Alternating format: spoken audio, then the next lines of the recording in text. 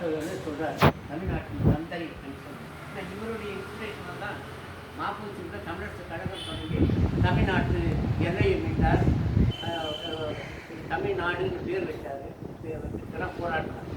ஆனால் சென்னை நகரத்தை காத்தது இதெல்லாம் மாப்பூச்சி வழியில் தான் வந்தார். இதில் இருக்கும்போது கூட அந்த ஹாஸ்பிட்டலில் இருக்கிற மயிலாப்பூரில் கடைசி சிந்தனைனா திருவிக்கா தான் நான் வந்து அந்த அளவுக்கு தமிழ் ஆர்வம் கொண்டு தமிழ்நாட்டுக்காக வெளிப்படுத்தி அவர் தான் எனக்கு வழிகாட்டின்னு சொல்கிறார்.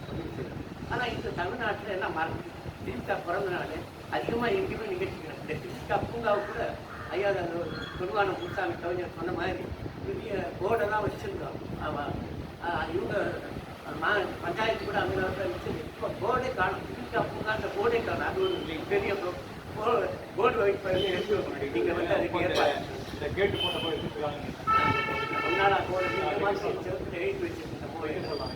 இன்று திருவிக்கா பிறந்த நாள் பெண்ணின் பெருமையை போற்றியவர்களே இன்சிடென்டலாக திரும்பி மதர் தெரசா பிறந்தானா இன்னைக்கு தான். மதர் தெரசா அவர்கள் இளையவர். அதனால் திருவிக்கா அவர்கள் தொண்டு தமிழ்நாட்டுக்கும் தமிழ் இனத்துக்கும் மனித குலத்துக்கே பெரிய தொண்டு செஞ்சுட்டார். அவர் சமரசவாதி.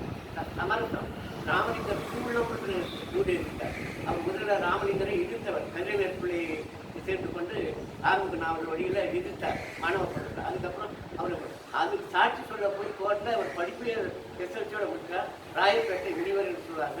எஸ்எல்சி ஸ்கூலில் தான் படித்தார். அவர் பிறந்த இடம் வந்து இங்கே தான் இருக்குது. ஐயப்பன் தாங்கல்ல ராமச்சந்திர மெடிக்கல் காலேஜ் பின்னால் செட்டியாரர்கள் ஊர் பக்கத்தில் துண்டனம் என்ற ஊர். அங்கே தான் அவர் பிறந்தது. அங்கே பிறந்த இடத்துல ஒரு நூலகம் மாதிரி ஒரு கட்டி அங்கே திரும்பி சின்ன மார்பல் சிலையெல்லாம் வச்சு ஏற்பாடு செய்திருக்கோம். அங்கே வந்து பட்டாளத்தில் அவருக்கு சிலை. அங்கே ஒரு நண்பர் திருவிக்கா பாஸ்கர் என்ற நண்பர் அங்கே மாணவர்களெல்லாம் கூட்டி அவங்களெல்லாம் பேச வச்சு அங்கே செய்திருக்கார். திருவள்ளுவருக்கு ஒரு சிலை அங்கே தான் சென்னையில் இருக்கு. கடற்கரையில் உலகத்தொழில் மாநாட்டோட நாட்டு வச்சுருக்கலாம், வைக்கல. அவருக்கு அங்கே வச்சுன்னா அரசு யார் யாருக்கோ மரியாதை பண்ணுறாங்க. பெருமக்கள்லாம் எம்எல்ஏ மந்திரிகள்லாம் போய் மாலை போடுறாங்க. திருவிக்காவுக்கு போடுவதற்கு யார் பண்ணி. ஏன்னா ஒரே ஒரு காரணம், அவருக்கு சந்ததிகள் இல்லை. அவர் மகனோ எங்கள் தாத்தா இது கொண்டுதான் இதெல்லாம் கேட்கறதுக்கு ஆளுங்க. சைவர்களும் கைவிட்டாங்க. ஏன்னா அவர் சமரச சன்மார்க்கத்துக்கு போயிட்டார். இது தீவிர சைவராக இருந்தவர் சமரச சன்மார்க்கத்துக்கு போயிட்டார். இந்த மாதிரி ஜாதி அமைப்பு அவர் நம்பிக்கையில் கலப்பு மனம் தான் தமிழினத்தை ஒன்றுபடுத்தோன்னு சொல்கிறாரு. அதை பற்றி ரொம்ப தீவிரமாக எழுதியிருக்காரு. இந்த மாதிரி முருகன் நறுவேற்றல், சிவன் நறுவேற்றல், கிறிஸ்துவ நறுவேற்றல் எழுதியிருக்காங்க.